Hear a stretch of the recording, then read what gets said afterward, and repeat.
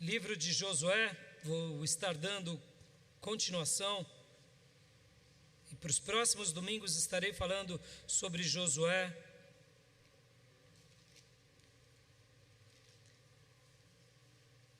Josué, capítulo de número 1.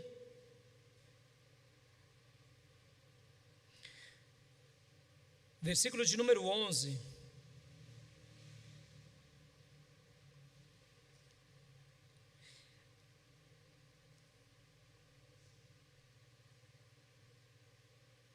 Todos acharam?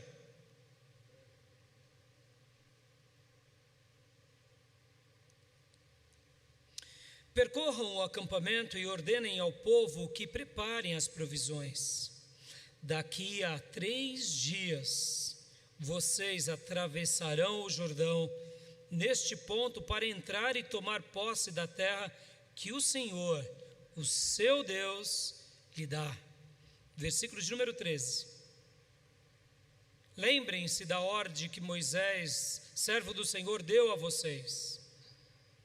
Quando o Senhor, o seu Deus, lhes prometeu descanso e dar-lhes essa terra. Versículo 15. Até que o Senhor conceda um lugar de descanso para eles, como deu a vocês, e até que eles também tenham tomado posse da terra que o Senhor, o seu Deus, lhes dá. Depois disso, vocês poderão voltar e ocupar a sua própria terra que Moisés, servo do Senhor, lhes deu a leste do Jordão, na direção do nascer do sol. Quero destacar aqui o versículo 13,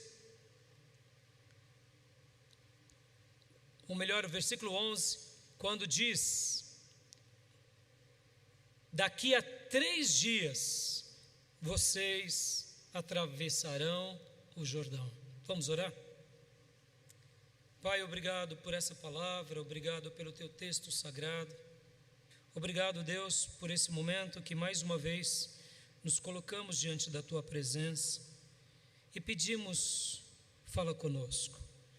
Espírito Santo de Deus, venha sobre todos nós.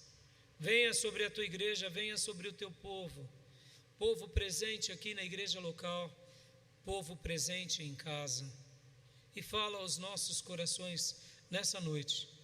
Transmite a tua palavra ao profundo do nosso coração e tenha misericórdia da nossa vida, Senhor. Eu te peço, abençoa o teu servo, usa as minhas palavras, usa a reflexão, usa, Senhor, e que essa palavra, Senhor, que o Senhor tem ministrado ao meu coração, possa realmente ser o teu martelo nessa noite, que quebra qualquer pedra. Possa ser, ó Deus, uma resposta para a vida do meu irmão e irmã, possa ser uma resposta para a vida dessa alma que tem sede de Deus e que necessita ter um encontro com Deus.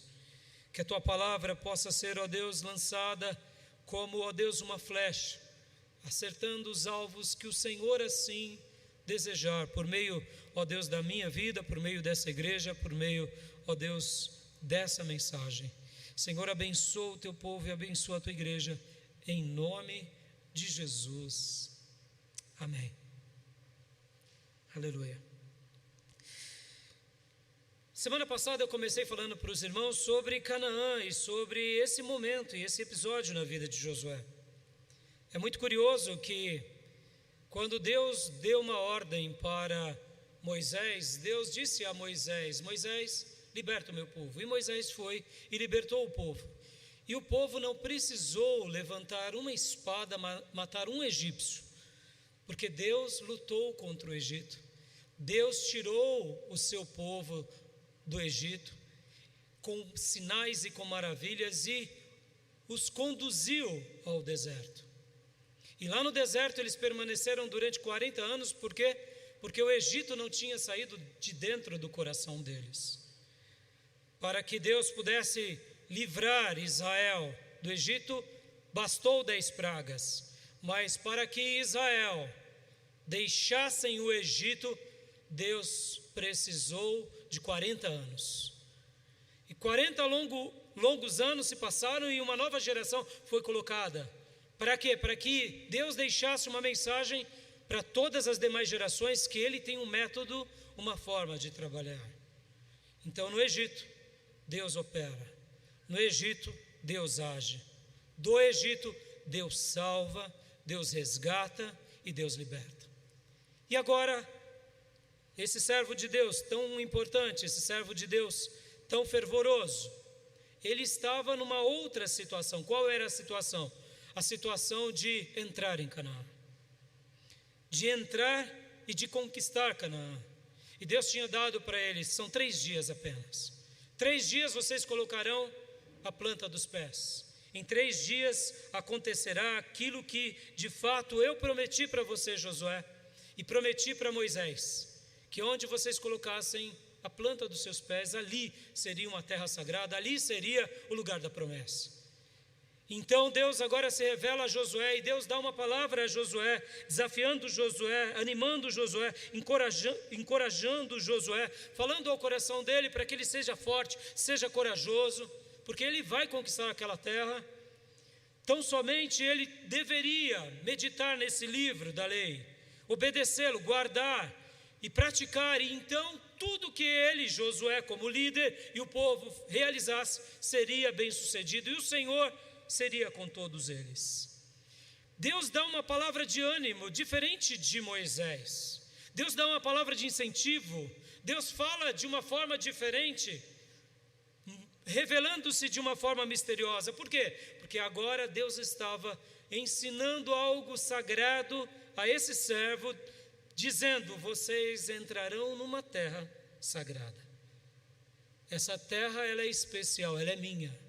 Essa terra eu dei de presente a Abraão. E vocês agora ficaram escravos no Egito durante um longo período e passaram por uma grande provação no deserto, mas agora, em 3 dias vocês entrarão nessa terra. E eu quero mostrar que agora, nessa terra, eu quero vocês batalhando comigo. Eu quero vocês lutando comigo. Porque essa terra eu dei ao pai de vocês, e o pai de vocês cuidou dessa terra. O pai de vocês zelou por essa terra. O pai de vocês zelou por essas terras. O pai de vocês creu em mim de todo o coração, quando não tinha promessa, e esse mesmo pai fez o seu melhor zelando por essa terra, e passando de pai para filho em várias gerações, até vocês irem para o Egito. Mas agora, no regresso de vocês, eu quero ensinar a linguagem que um dia eu ensinei ao pai de vocês, que é Abraão, que é aos patriarcas, que é a José. É uma linguagem espiritual, mas é uma linguagem onde Deus agora vem com a espada dele, com as armas dele, e nos ensina a lutar juntamente com ele. Percebam, Canaã é uma terra sagrada. Canaã é um lugar santo. Canaã é uma terra onde Deus escolheu glorificar o seu nome e deixar ali uma nação sacerdotal, para que todas as nações fossem abençoadas. Canaã não é uma terra qualquer. Canaã foi separado pelo dedo de Deus para propósitos específicos. Mas Deus não separa uma terra pela terra. Deus separa uma terra e separa um povo. Deus levanta pessoas, porque o plano de Deus entre nós é com pessoas. O plano de Deus entre nós é com gente de carne e osso.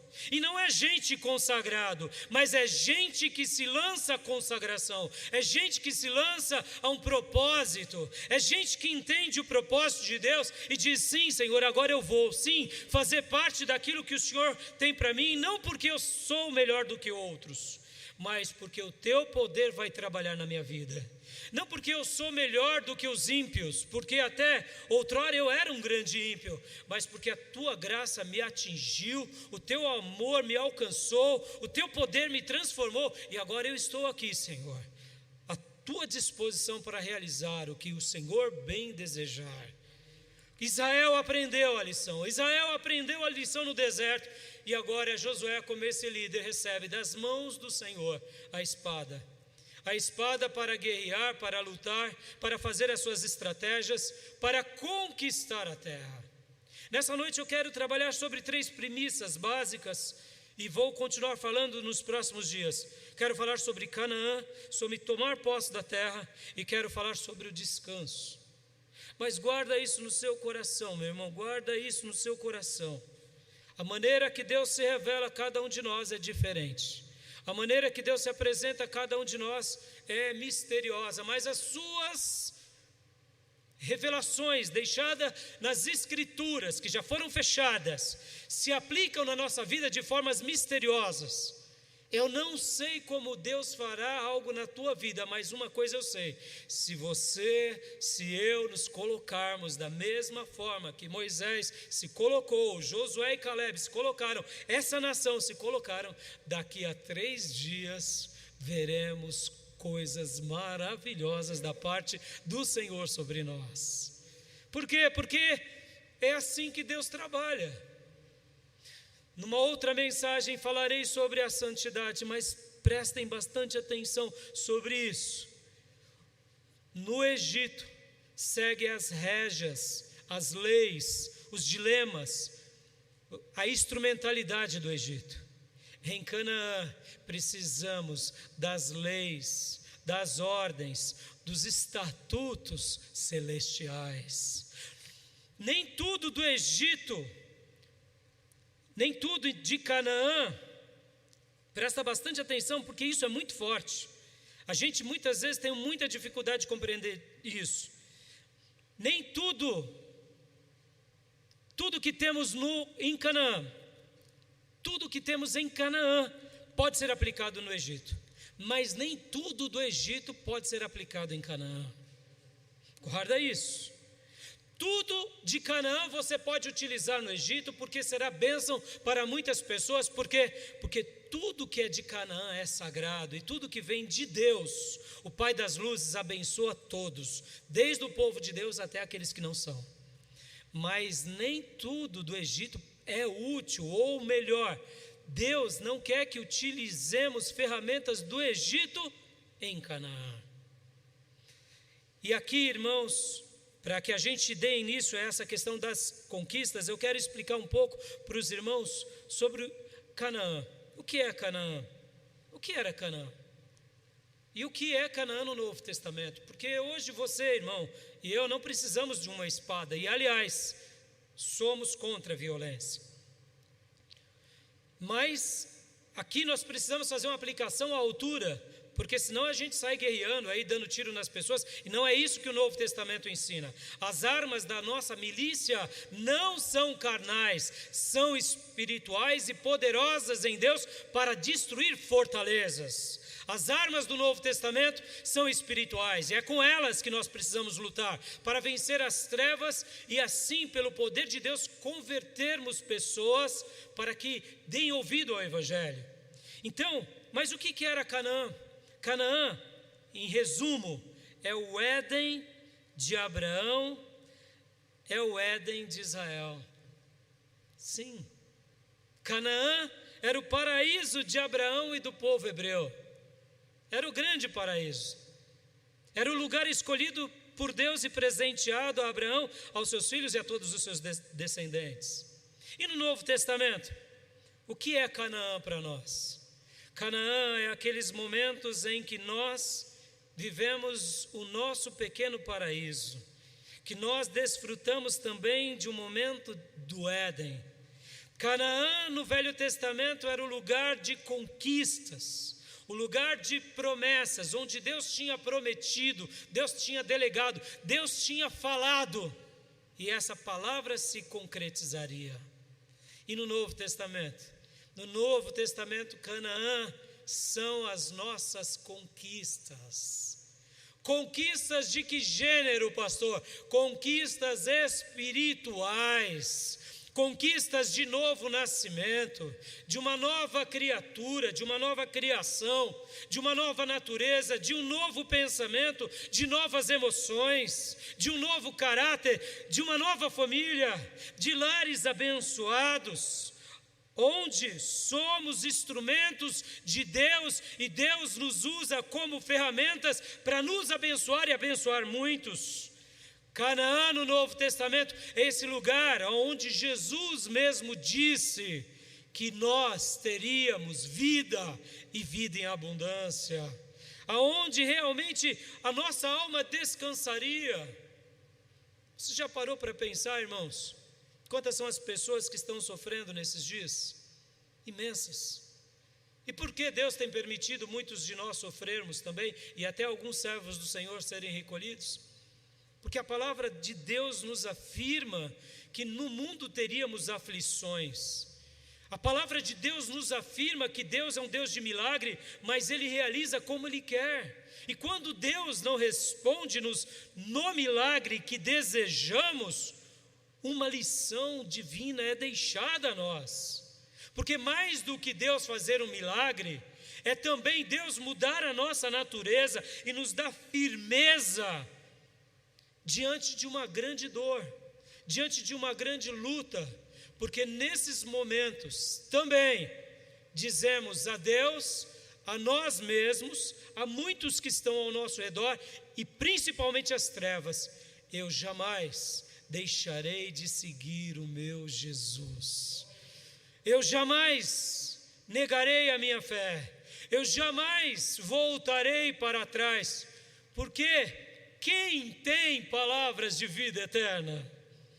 Então, muitas vezes, mesmo afligidos, mesmo passando tribulações e angústias, nós continuamos vivendo uma Canaã dentro da nossa alma, dentro do nosso coração, porque maior do que a angústia, maior do que a dor, maior do que a privação, é a paz de Deus que excede todo entendimento, que nos invade, que nos banha, que nos consola. E é por essa razão que as pessoas nos veem como seres extraterrenos, porque de fato somos mesmos. Somos cidadãos de Canaã celestial, vivendo aqui entre esses habitantes do planeta. Estamos rumo a Sião, a Nova Jerusalém. Não somos daqui, somos peregrinos nessa terra. Aleluia. E de fato, porque ansiamos uma nova herança, que não é aqui, irmãos. Mas enquanto estivermos aqui, queremos ver pessoas serem abençoadas como somos. Canaã no Novo Testamento é aquela vida que Jesus deixou para os seus discípulos, para os seus apóstolos. Uma vida de transformação, uma vida de salvação, uma vida de milagres, mas uma vida, sobretudo, aonde Deus é imensamente glorificado. Posso ouvir vários glórias a Deus e aleluias? Canaã no Novo Testamento não é a Nova Jerusalém, ainda. Não é. Tomar posse, porque aqui, irmãos, esses textos aqui mostram isso, que havia um grande espaço entre o tomar posse e o descanso. Deixa eu falar sobre esse espaço aqui. Deus estava dizendo para eles: em 3 dias vocês vão conquistar a terra, e depois vocês vão descansar. Mas quando a gente começa a estudar um pouco o livro de Josué, nós vemos uma coisa muito interessante. Nós vemos que não foram apenas 3 dias. 3 dias eles entraram lá, eles cravaram, eles assinaram o registro divino. A profecia de Deus tinha sido lançada. Em 3 dias eles pisaram na terra. Depois de um grande milagre, Deus secando também, mais uma vez, o Jordão. Mas e o descanso, pastor? Para que eles descansassem, demorou quanto tempo? Aí é outra história. Demorou por volta de 7 anos. Pastor, o senhor não disse que em 3 dias eles conquistam? 3 dias eles tomam posse? Mas que posse é essa que dura 7 anos? Lembra que eu falei que em Canaã, Deus dá a espada dele, Deus dá o escudo dele, Deus dá a armadura dele, Deus dá a sandália dele, para que você e eu, juntamente com o capacete dele, lutemos dia a dia? Lembra que eu disse que em Canaã são as armas sagradas, são as armas divinas, são os instrumentos celestiais, porque a terra é sagrada. Perceba, a terra é sagrada. A terra não é o Egito, onde Deus atua, agora é Canaã. Então aqui, eles estão sim tomando posse. Eles estavam sim tomando posse. E entre esse tomar posse e esse descanso, demoraram 7 anos. Eles tiveram que vencer mais de 30 nações. Pastor, peraí, pastor. Eu estou achando que tomar posse é ouvir uma palavra, crer nela e falar amém, amanhã vai acontecer. É isso sim, irmãos. Mas Deus quer que você hoje pegue a sua espada, como Josué. Pegue a sua lança, pegue o seu escudo, pegue o capacete, pegue a armadura de Deus e batalhe juntamente com o exército de Deus. Porque tomar posse aqui em Josué, o que Deus estava revelando a Josué e o que Deus estava revelando a Israel, a cada hebreu, é o seguinte: eu não quero fazer sozinho, eu quero fazer com vocês, junto de vocês, ensinando a vocês, para que vocês sejam parte do meu milagre. Posso ouvir glória a Deus? Está me entendendo o que Deus está nos ensinando aqui, irmãos? Está entendendo o que o Senhor está dizendo a Josué? Que fica muito mais claro o que é tomar posse.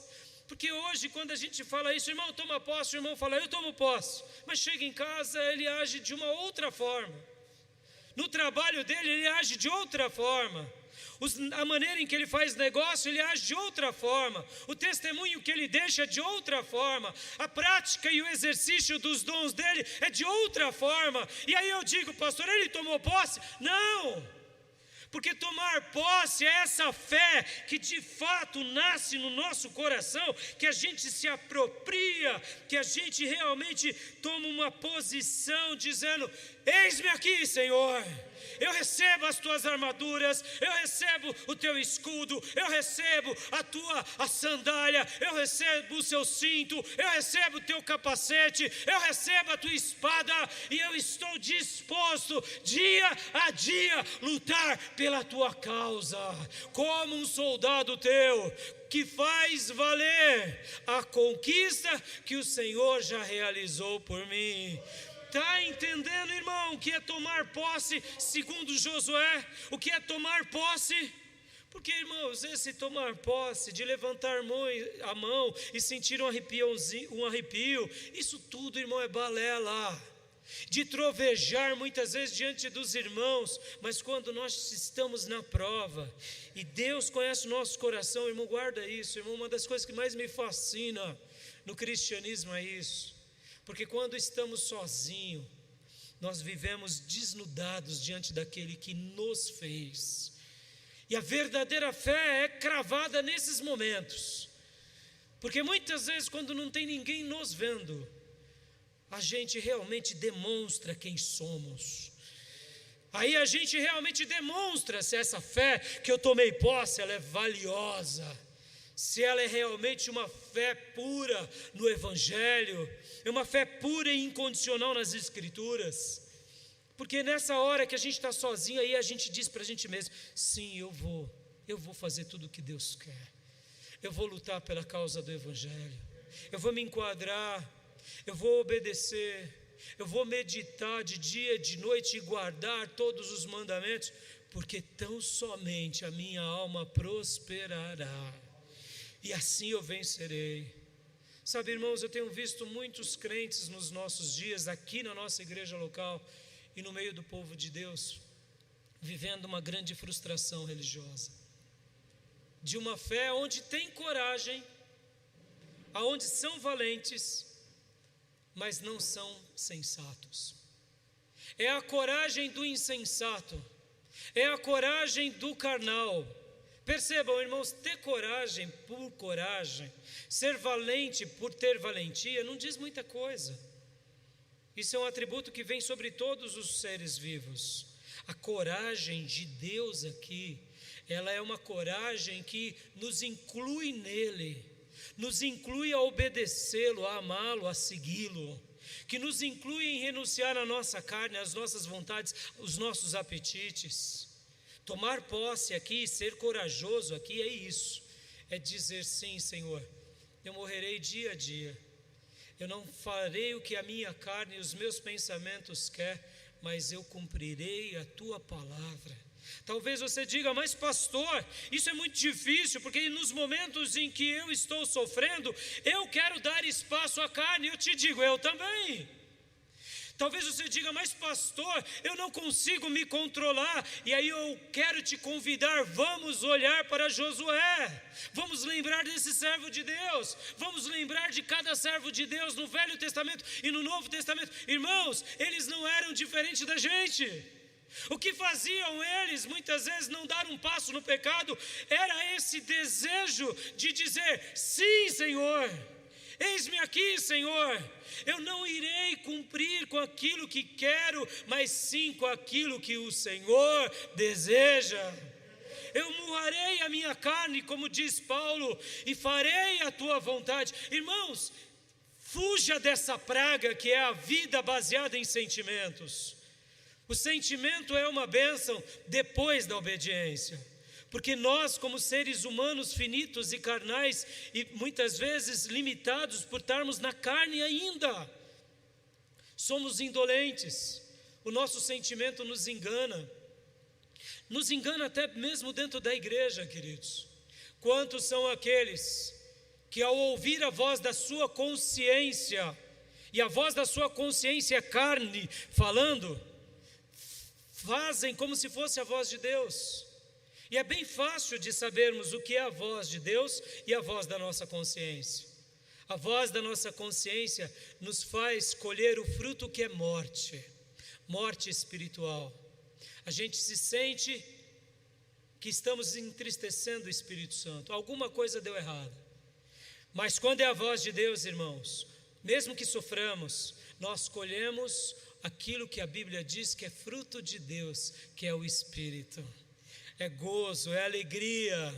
E então, é muito simples, porque também a voz de Deus, ela estará se coadunando e passando pelo crivo das Escrituras. E a voz da nossa consciência nem sempre baterá com as Escrituras. A voz de Deus sempre está coadunando com o colegiado e com aqueles que são os mentores que cuidam da nossa vida.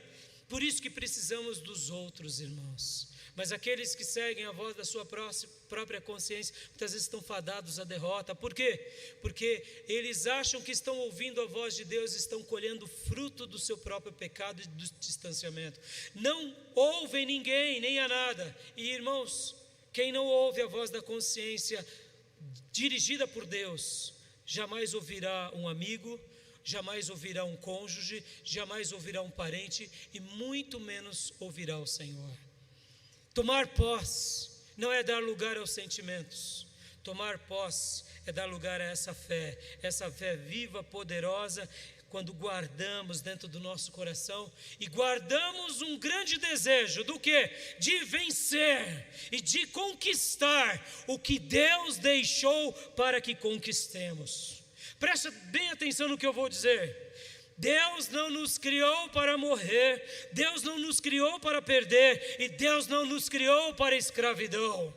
Por isso Jesus te deu a salvação da tua alma. Por isso que o Espírito Santo sopra sobre você, sempre gerando vida em abundância.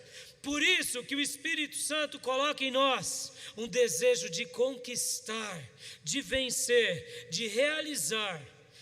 E não é tolice quando necessitamos ou ansiamos por desejos de sermos felizes e prósperos, porque Deus te criou para isso.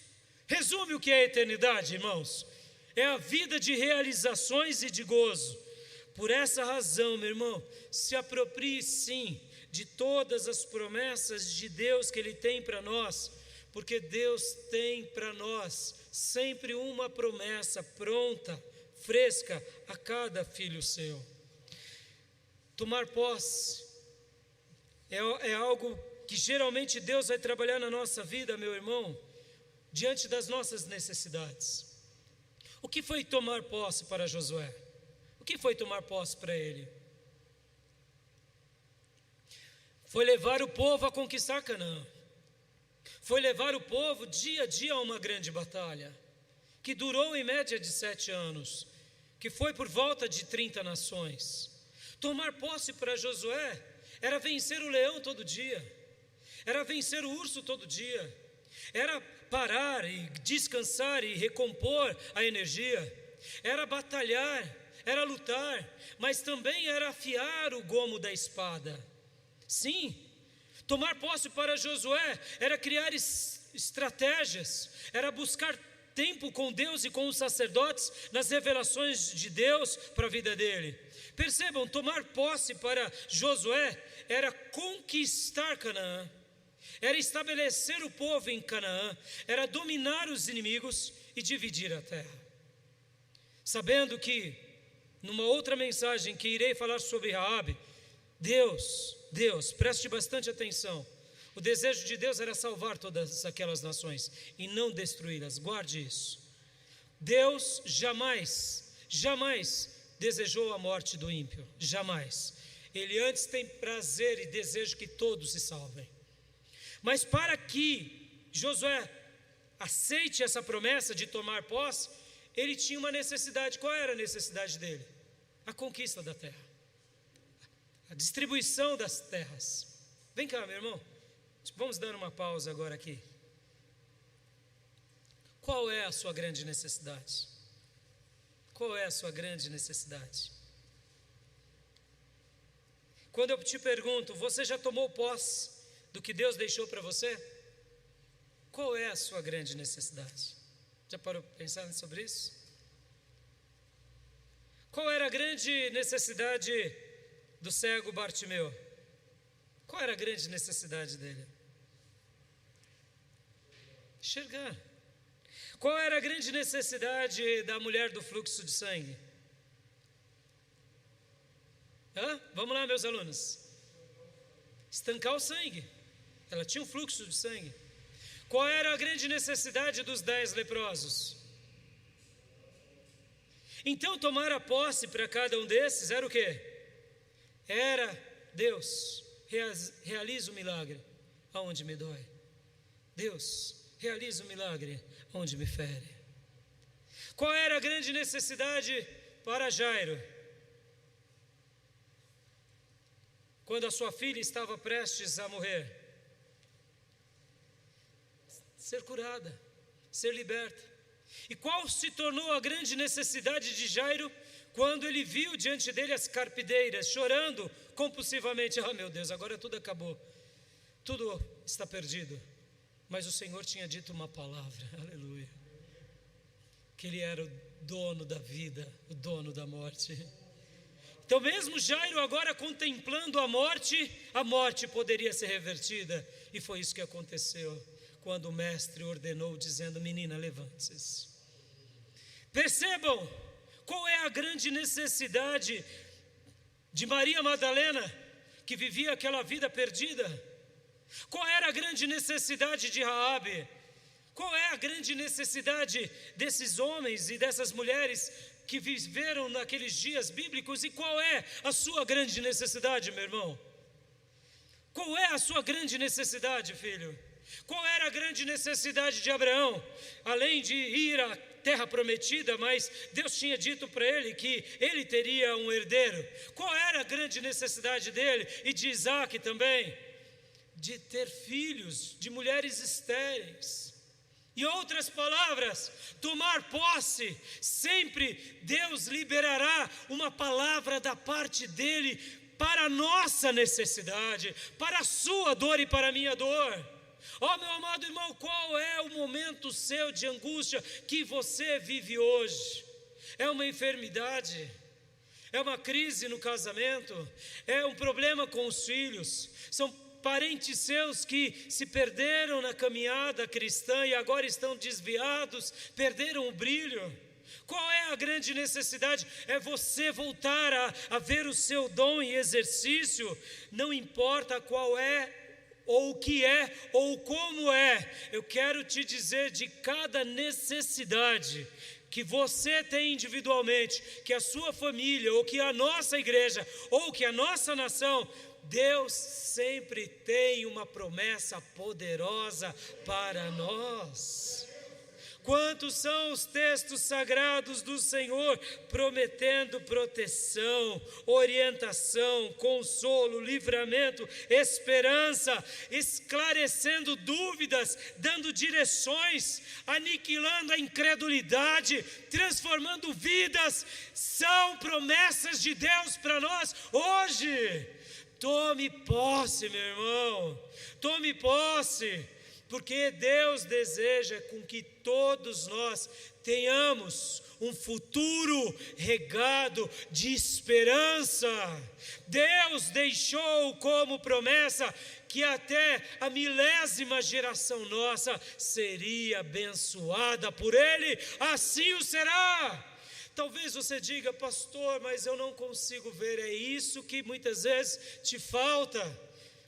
Peça nessa noite: Senhor, eu quero lutar as tuas lutas, crer no teu livro infalível, seguir as tuas regras, porque no teu tempo, da tua forma, eu verei daqui a 3 dias o início da minha jornada, o início da minha vitória. Pastor, mas o senhor disse que há uma lacuna, um espaço entre tomar posse e o descanso. Deixa eu falar agora um pouco com os irmãos sobre o descanso. Não entendam errado e não confundam. O descanso sagrado não é férias, aonde você não tem trabalho algum. Basta lembrar dos hebreus aqui, esses hebreus. O que era o descanso para eles aqui? Porque eles estavam desejando descansar em Canaã? Porque eles estavam lembrando das histórias dos seus antepassados, do que Abraão conquistou, do que Isaque prosperou e da forma em que Jacó, juntamente com seus filhos, viram os milagres de Deus. Então, o descanso para eles era voltar àquela terra onde havia realizações. O descanso aqui que Deus promete em Canaã para esses judeus, hebreus, em Josué, também não é eternidade, irmãos. Porque senão, Deus poderia ter recolhido todos eles ali e eles irem para o céu. Não é eternidade. A eternidade é um outro tipo de descanso. É um descanso especial que Deus tem reservado para todos os seus filhos. O descanso aqui em Josué é realizar conquistas, é desfrutar do fruto da conquista, é desfrutar do despojo da conquista, é ver os inimigos serem derrotados, subjugados, e ver não somente aquele que luta, mas a sua família e o seu povo ter uma vida regalada, uma vida feliz e uma vida próspera. O descanso aqui em Josué é o descanso aonde nós vemos Deus trabalhar por meio do seu povo e Deus prosperar no seu povo e juntos celebrarmos, glorificarmos a Deus, sabendo que Deus, por sua misericórdia, está dando alegria, está dando bênçãos, está dando realizações. O descanso aqui, irmãos, é um descanso de uma união de fatores que acontecem o tempo todo quando Deus escolhe agir, mas Deus escolhe agir por meio de nós e entre nós. Sabe aquilo que acontece nas nossas festas de finais de ano? Onde a gente trabalha bastante para receber a família, mas a gente celebra com a família, porque mais um ano chegou ao final, e mais um ano Deus cuidou da nossa vida, e por essa razão a gente com a mesa farta pode dizer: Senhor, obrigado, porque mais um ano de trabalho, agora eu colho fruto dessa bênção, eu colho fruto do meu sacrifício. Descanso aqui é desfrutar desse trabalho, é se alegrar desses despojos, é viver aonde tudo dá certo. É plantar e saber que colheremos assertivamente. É criar algo e saber que crescerá e que frutificará. É negociar e é prosperar. É estarmos protegidos dos inimigos e ainda assim termos uma vida em liberdade. Porque olha, irmãos, ainda falando sobre esses hebreus, que eles estavam há 3 dias de entrar em Jericó, entrar em Canaã. Olha só que interessante. Um escravo consegue descansar? Ele dorme, mas ele não descansa. Durante os anos de cativeiro no Egito, Israel não descansou. Ele descansou quando ele foi para lá, que prosperou, mas depois, quando outros reis se levantaram e o dominaram e o escravizaram, tudo acabou. Aquele povo que era um povo eleito e especial passou a ser agora visto como um povo adversário e por isso o escravizaram. Olha que interessante. Essa escravidão gera nas pessoas o que? A ausência do descanso. A ausência do descanso. Por que gera neles a ausência do descanso? Porque você não tem perspectiva de futuro. Quando você é cativo, você não sabe o que será o amanhã. Construir casa para quem? Para um feitor? Para um faraó? Preferível é a morte. Isso é descanso? Dizer palavras de esperança para o filho: filho, estude, se sacrifique. Aí ele olha e fala: pai, para quê? Para ser um carregador de feno, palha, fazedor de tijolos que nem o senhor, que está com as costas rasgadas dos chicotes dos cruéis egípcios? Não, papai, eu não quero não, prefiro morrer, papai. Aqui Israel, nesse exato momento, quando a promessa vem, tome posse, porque vocês descansarão, era isso, vocês serão libertos efetivamente, vocês terão uma terra totalmente sua, tudo dará certo a partir de hoje, vocês plantarão e com certeza comerão, vocês poderão dizer para os filhos: estudem, trabalhem, prosperem, porque eu verei vocês, os seus filhos, netos, casaremos, realizaremos festas, porque vai dar tudo certo. Irmão, esse é o descanso. Traduzindo no Novo Testamento, o que é o descanso no Novo Testamento? Talvez você diga: pastor, o que é o descanso no Novo Testamento? O descanso no Novo Testamento é ver Deus trabalhar entre nós. É quando pregamos essa palavra milagrosa do reino e essas flechas entram no coração, transformam pessoas, mesmo depois de 2000 anos que Cristo pisou nessa terra. Descanso é saber que você discipula alguém e ele cresce em Deus e ele se torna apaixonado por Deus. É você ver pessoas querendo expandir o evangelho, anunciar o reino de Deus entre os homens. Descanso é você pegar famílias que eram desestruturadas e bagunçadas e agora, por causa de Deus e do exemplo de Cristo e por causa do exemplo dos homens sagrados, eles dizem: sim, Senhor, eu tomarei posse dessa fé, eu trabalharei, eu farei o que for preciso, porque a tua graça me atingiu e eu quero atingir muitas vidas. Tomar posse e descansar no Novo Testamento é isso. É passar luta porque pregamos o Evangelho, mas é saber que estamos no caminho correto, porque estamos fazendo a vontade de Deus. É ver o Espírito Santo de Deus como um vento trabalhar em nós e nos levar como uma folha no vento para abençoar outras vidas. E aqui eu quero agora concluir e dizer a vocês: qual tem sido o conflito entre a posse e o descanso? Porque aqui, irmãos, esse povo não teve conflito. Esse povo aqui tinha muita certeza do que eles queriam. Esse povo aqui, mais do que depressa, desembainharam as suas espadas, se prepararam em 3 dias. Talvez você diz: mas pastor, 3 dias não dá para nada. É claro que não dá para nada, quando você não se prepara o tempo todo. Quando você se prepara pela fé, com os óculos de Deus, aí dá para fazer muita coisa em 3 dias. Mas talvez você diga, mas pastor, eu não me preparei agora. Então nessa noite receba os óculos de Deus sobre a tua vida. Receba, dizendo sim, eu vou ajustar a minha vida. Eu não terei uma vida de crendices, de fés burras e ignorantes que declaram uma fé estúpida e não vive à altura. Eu direi e me posicionarei. Talvez você diga, mas pastor, em 3 dias dá para mudar uma história de uma vida? Realmente não dá, mas pelos olhos de Deus e da fé dá. Porque a palavra de Deus disse, com a tua boca agora, onde você estiver, você clamar pelo Senhor, você vai ser salvo. E quem é salvo no Espírito, pode ser mudado uma vida toda, uma história toda, porque isso é fé.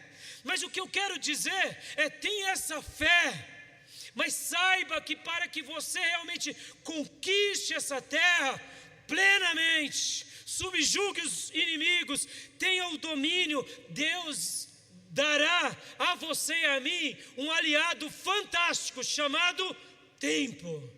Tempo na escola de Deus. Aleluia! E aqui o motivo que muitos naufragam. Por quê? Porque na hora eles tomam posse. Na semelhança da parábola do semeador, a semente é perfeita, irmão. Toma posse nessa noite em nome de Jesus dessa semente que é a palavra de Deus. Ela é poderosa, ela é eficaz, ela é mais penetrante que a espada de 2 gumes, penetra até a alma e o espírito, onde é o nosso espírito e a nossa alma se unem e é algo indivisível. A palavra de Deus consegue chegar lá. A semente é perfeita. O problema não é a semente, o problema é o nosso coração. O problema é quando a gente faz valer dia a dia, quando a gente é provado e a gente negocia. Então nessa noite o que o Senhor está te dizendo? Olhe para Josué, olhe para esses hebreus, se atenta como eles se apossaram da terra prometida. Eles se prepararam, eles se consagraram, eles se posicionaram, porque é um ato de fé, irmãos. E aqui é algo que me fascina, esse exercício que fazemos o tempo todo, irmãos. Como somos privilegiados, irmãos. Deus nos deu a graça de olhar com olhos de fé e enxergarmos o que ninguém enxerga. Ó, meu irmão, nessa noite, em nome de Jesus, diga para a sua carne, a partir de hoje, que o Espírito Santo de Deus te subjugue. Diga para a sua mente carnal, a partir de hoje eu te digo, chega, basta. A minha mente, eu quero levar cativa a Cristo e as instruções sagradas. Se há alguma coisa maligna, sim, irmãos, não pense você ou eu, que nós não somos assediados por obras malignas. Possivelmente você diga, pastor, mas é possível um crente ficar possuído? Eu creio que não. Há quem julgue crer que sim. Mas uma coisa eu sei, irmãos, o diabo nem não precisa entrar dentro de nós. Basta você fazer apenas a vontade da sua carne. Porque quem segue o seu eu já se torna demônio de si próprio, irmãos. Porque o seu eu e o meu eu, eles andam contrário à vontade de Deus. Diga para o seu eu hoje, a partir de hoje, eu cumprirei apenas a vontade de Deus.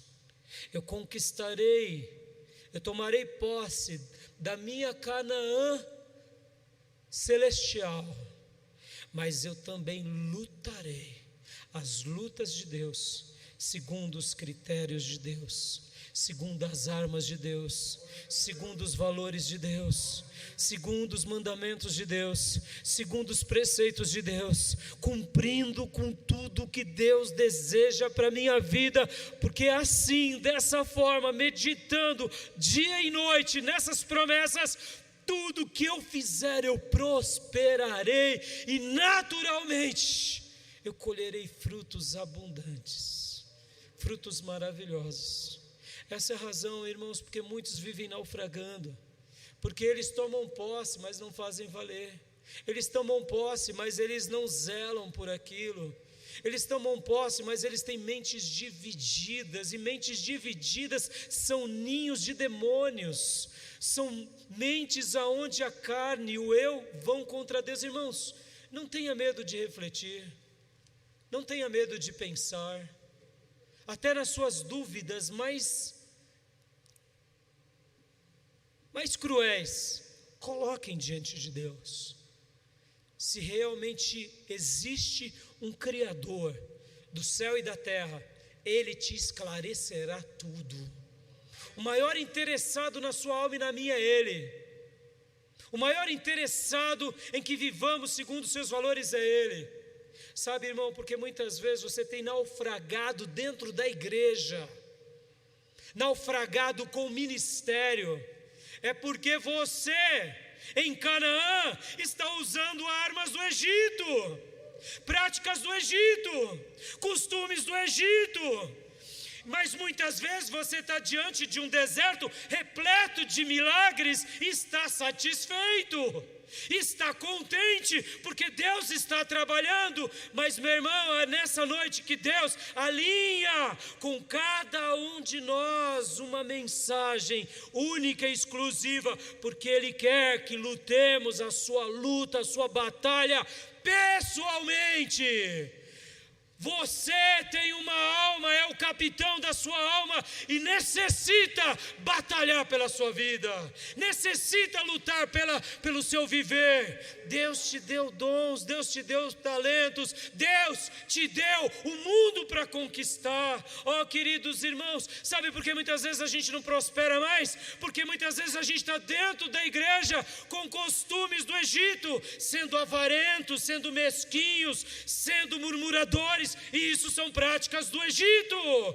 Em Canaã só se conquista usando as armas de Canaã. Em Canaã só se conquista caminhando segundo as instruções do Senhor. Em Canaã todo o exército necessita caminhar em sincronia, porque Deus está dizendo para os seus servos lá no passado: eu lutarei com vocês e darei a terra para vocês. Nessa noite Deus também diz a mesma coisa.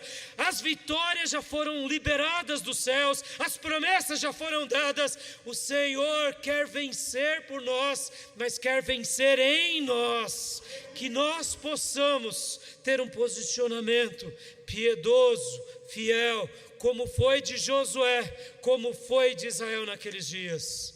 Josué também, na mesma semelhança de mim e de você, teve momentos em que ele não vigiou, mas o Senhor o perdoou, o Senhor o restaurou e ele chegou ao final da sua jornada. Assim será com todos nós, amados. Em nome de Jesus, eu quero nessa noite orar com você, orar por você e orar por mim, porque, irmãos, antes de você querer consertar os outros, conserte a si próprio. Antes de você querer consertar a sua família, avalie o seu coração. Que nessa noite o Senhor possa realmente te fazer entender quais são as suas e as minhas Canaãs. Que Ele possa te fazer entender que Ele já te deu Canaã daqui a 3 dias. Basta agora, aonde você estiver, tomar posse. Mas lembre-se que há um grande espaço, e esse espaço Deus deixou para provar, não ao diabo, não às pessoas, mas para provar a nós mesmos.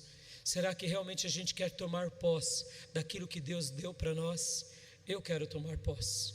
Aonde você estiver, fique de pé, se você quer tomar posse do que Deus deixou para a sua vida. Eu quero orar. Se você tem vivido uma vida, meu amado irmão, em tombos, em fraquezas, essa é a noite que Deus está vasculhando a tua vida, revirando-a de ponta cabeça. Deixa Ele revirar, deixa nessa noite o oleiro quebrar e fazer de novo. Então somente diga a Deus de todo o seu coração: Senhor, assim como Josué e o povo se posicionou, eu vou me posicionar e eu vou cumprir com tudo o que o Senhor quer. Eu quero fazer uma oração e logo depois dessa oração farei mais uma oração. Vai orando, alinhando o seu coração. Eu quero orar com vocês. Pai, em nome de Jesus, Obrigado por essa noite, Senhor, e por essa palavra. Aonde tem um filho teu, uma filha tua, que precisa, Senhor, do teu auxílio, que precisa da tua ajuda, que precisa da tua graça, que precisa da tua iluminação, da tua orientação, ó Deus, invada a vida dele, invada a vida dela. É muito mais do que uma hora em que eu oro por alguém, é uma hora em que o Senhor quer trabalhar nessa vida. E obrigado, Pai, por essas reflexões de Josué, desse livro tão abençoado. Continue a falar ao coração do teu povo e principalmente continue, ó Deus, a ministrar em cada vida, em cada alma, em nome de Jesus. Aleluia. Ainda de olhos fechados, se você, meu irmão, tem sentido que tem perecido, que você tem vivido uma vida muitas vezes de derrotas, repita comigo essa oração, aonde você estiver. Pode fazê-la em silêncio, se você quiser falar alto, não tem problema. Se você sente que de repente a sua vida ela é uma vida próspera, sim, talvez financeiramente, catedraticamente, você consegue êxitos, mas dentro do teu espírito é um bagaço. Se você sabe que Deus hoje falou com você, então é para você essa palavra. E para você, meu irmão, que muitas vezes vem enamorando com as coisas do Egito, é para você também. Porque quem sabe ainda você não tomou grandes tombos, mas você já sentiu algumas setas do Egito te roubando as suas bênçãos. Quem sabe tirando o seu dom, quem sabe ofuscando o seu brilho, ou quem sabe tirando o corte da sua espada. Então essa palavra também é para você, meu irmão, para que você zele pelo que Deus te deu, porque o que Deus te deu é precioso. Então, onde você estiver, se você quer fazer essa oração comigo, ore agora. Ore agora, repita comigo essa oração, porque eu não tenho dúvida que Deus, assim como Ele falou comigo, vem falando comigo, Ele está falando com você. É Ele que vai te ensinar a você desejar Canaã, é Ele que vai te ensinar a você desejar tomar posse, e é Ele que vai te dar força de batalhar do seu lado e te fazer vencer. Então ore comigo agora, repita essa oração. Senhor, em nome de Jesus, nessa noite, eu tomo posse de todas as promessas que o Senhor liberou para mim. Eu tomo posse do meu milagre, mas principalmente, eu me aproprio desse posicionamento honrado, valoroso, que Josué e todos os hebreus tiveram há 3 dias de entrarem em Canaã. Eu me aproprio não simplesmente de crer, mas de viver, até que a tua promessa se concretize totalmente na minha vida.